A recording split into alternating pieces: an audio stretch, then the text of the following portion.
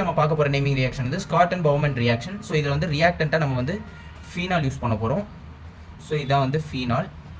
So இது வந்து acetyl குளோரைடில் வந்து ரியாக்ட் ஆக போகுது. ஸோ இதான் வந்து அசிட்டைல் குளோரைட். ஸோ இந்த அசிட்டைல் குளோரைடுன்றது ஆசிட் குளோரைட்.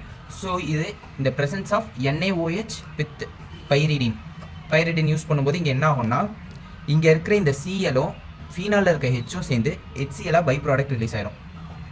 ஸோ நெக்ஸ்ட் இங்கே இருக்கிற இந்த காம்பவுண்ட் எல்லாம் இங்கே சப்ஸ்டியூட் ஆயிடும். ஸோ C6H5COOCH3 ஃபார்ம் ஆகும். ஆக்சுவலி இங்கே வந்து அரோமேட்டிக் ஸ்ட்ரக்சரில் போட்டிருக்கேன், இங்கே வந்து மாலிகுலர் ஃபார்முலாவை எழுதியிருக்கேன்.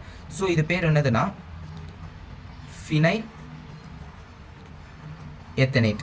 ஓகேவா? 8 ஏன் வருதுன்னா எஸ்டர் காம்பவுண்ட் ஃபார்ம் ஆயிருக்கு. எஸ்டர் காம்பவுண்டோட ஜென்ரல் ஃபார்ம் என்னன்னா C double bond OOR. இதான் வந்து எஸ்டர் காம்பவுண்டோட ஜென்ரல் ஃபார்ம். தேங்க்யூ.